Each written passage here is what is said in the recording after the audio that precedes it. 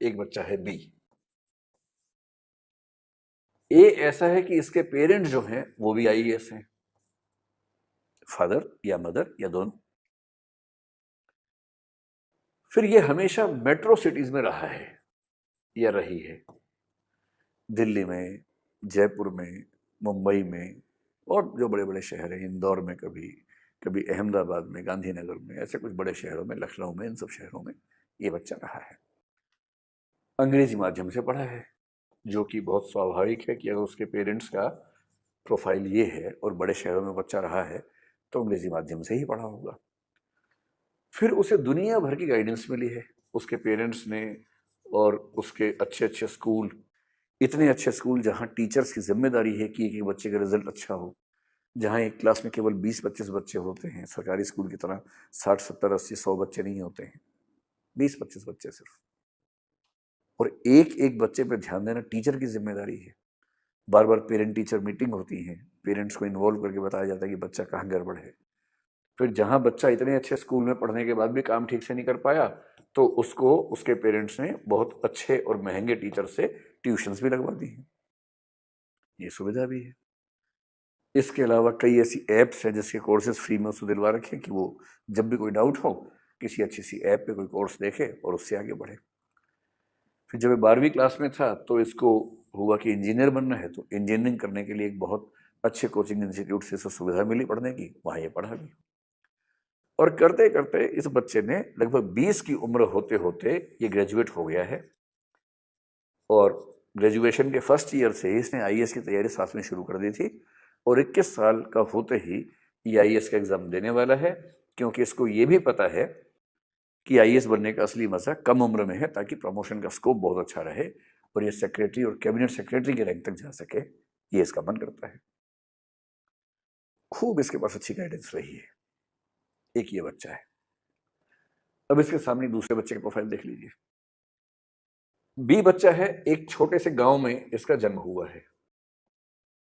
इसके जो दोनों पेरेंट्स हैं वो इलिटरेट हैं, अनपढ़ हैं। उनको बेचारों को सामान्य समझदारी है जीवन के बारे में, लेकिन कालाक्षर भैंस बराबर है, पढ़ाई का महत्व भी नहीं पता। जब ये बच्चा 7-8 साल का हो गया तो सरकारी स्कूल में चला गया, क्योंकि गांव में आमतौर पर बच्चे थोड़ा लेट एज में पढ़ाई शुरू कर पाते हैं, कोई सपोर्ट सिस्टम था नहीं।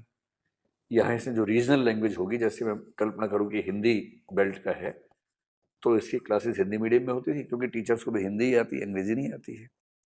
और अंग्रेजी आएगी तो भी ऐसा माहौल तो नहीं है कि सारे बच्चे अंग्रेजी बोल रहे हैं, तो ये बच्चा भी सीख ही लेगा। टीचर बहुत पीटते भी हैं, पढ़ाने में बहुत रुचि नहीं है, सरकारी स्कूल में है तो कुछ कुछ छोड़ दें, आमतौर पर रुचि नहीं है। बच्चा स्कूल में कुछ ना समझ पाए तो उसके पास कोई अलग से गाइडेंस नहीं है। वो चाहे कि मैं ट्यूशन पढ़ लूँ तो उसके पेरेंट्स के पास इतने पैसे भी नहीं, और वहाँ पर कोई ऐसा अच्छा टीचर भी नहीं है कि उससे ट्यूशन पढ़ने को उसको बहुत फायदा हो। कोई ट्यूशन नहीं, कुछ नहीं। एक साल बच्चा फेल हो गया।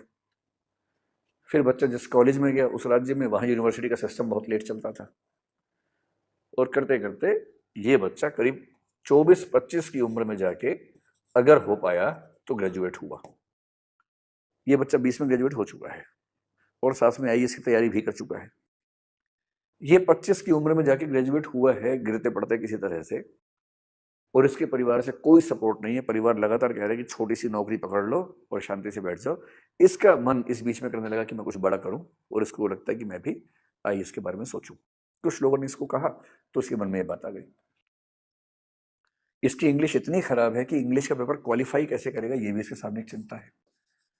भाई इंग्लिश तो भारत में जो ग्रामीण क्षेत्र के बच्चे हैं, रूरल बैकग्राउंड के बच्चे हैं, उनके लिए तो आमतौर पर एक संकट ही है अंग्रेजी। उनको ठीक से नहीं आती, माहौल ऐसा नहीं मिला होता, और इंग्लिश क्वालिफाई की बिना आईएएस बन नहीं पाएंगे, तो इसको तो ये भी चिंता है।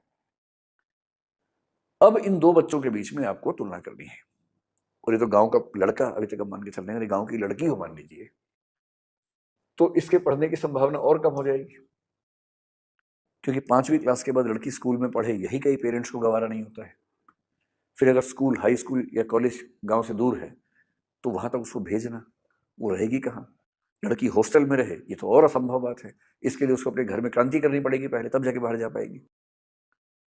और ऊपर से मान लीजिए कि वो बच्ची एक ऐसे समाज से है जो समाज ट्राइबल या एससी कैटेगरी का समाज है, जहां अवेयरनेस का लेवल आमतौर पर और भी कम है। अगर ऐसा हुआ तो ये मान के चलिए ग्रेजुएट होने की उम्र 25 से शायद और बढ़ जाएगी।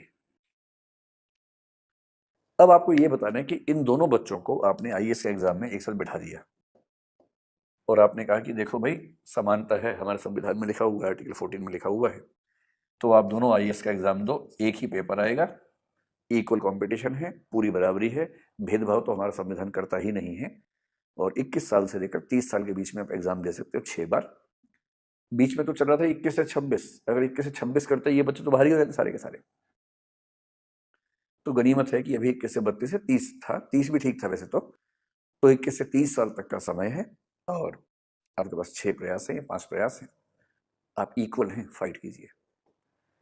अब आप ये बताएं कि क्या ये दोनों बच्चे सच में इक्वल हैं? और अगर मैं ये कहूं कि ये दोनों एक रेस में शामिल हैं और मान लीजिए कि ये रेस का ट्रैक है, यहां जाके रेस खत्म होनी है, तो क्या आप ये मानेंगे कि दोनों बच्चे एक ही पॉइंट से शुरू कर रहे हैं? या मैं ये कह सकता हूं कि इनमें से ये गांव वाला बच्चा यहां से शुरू कर रहा है और शहर वाला बच्चा यहां से शुरू कर रहा है? इसके लिए रेस को पूरा करने का मतलब इतना ही है, जबकि इसके लिए रेस को पूरा करने का मतलब इतना है क्योंकि इसको तो कुछ भी ऐसी सुविधा नहीं मिली जिस सुविधा की वजह से ये अच्छी स्थिति महसूस कर सके। अब आप ये बताइए कि समानता का सही मतलब क्या होता है और समानता के, इक्वालिटी के सही मतलब पे ही पूरी डिबेट चलती है। और एक कंसेप्ट विकसित हुआ जिसको हम बोलते हैं पॉजिटिव इक्वालिटी, यानी कि समानता का सकारात्मक अर्थ।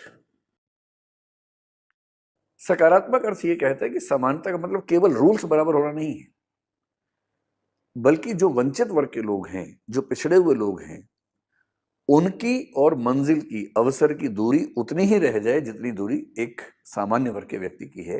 ये भी समानता है।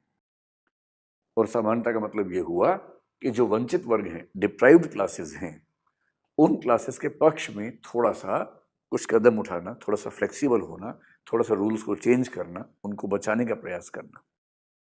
जैसे अगर एक बच्चा कमजोर है तो उस बच्चे को कुछ समय तक दूसरे बच्चे की तुलना में ज्यादा दूध देना ताकि उसको सही पोषण मिल सके।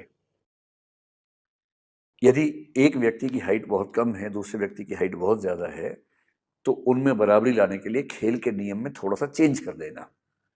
जैसे तुम्हारी हाइट और बास्केट की हाइट में जितना अंतर है, उतना ही अंतर इस बच्चे की हाइट और इसकी बास्केट की हाइट में होना चाहिए। जैसे हम घर में करते हैं क्रिकेट खेलते हुए, कि अगर छोटा बच्चा खेल रहा है हमारे साथ और साथ में बड़े लोग खेल रहे हैं, तो हम छोटे बच्चों को क्या बोलते हैं कि तुम्हारी 2 बारियां हैं, हमारी एक एक बारी है। क्यों करते हैं? हम जानते हैं कि उस कंपटीशन में वो टिक नहीं पाएगा, वो जल्दी आउट हो जाएगा, हम लोग जल्दी आउट नहीं होंगे। तो अगर वो जल्दी आउट हो गया तो उसका उत्साह खत्म हो जाएगा, उसका मोटिवेशन खत्म हो जाएगा, उसका खेलने का मन नहीं करेगा। उसके बाद उसका उत्साह बढ़ाने के लिए हम क्या बोलते हैं, तुम्हारी 2 बारियां हैं। फिर हम ये भी कहते हैं कि हमारे लिए बाउंड्री लाइन वो है,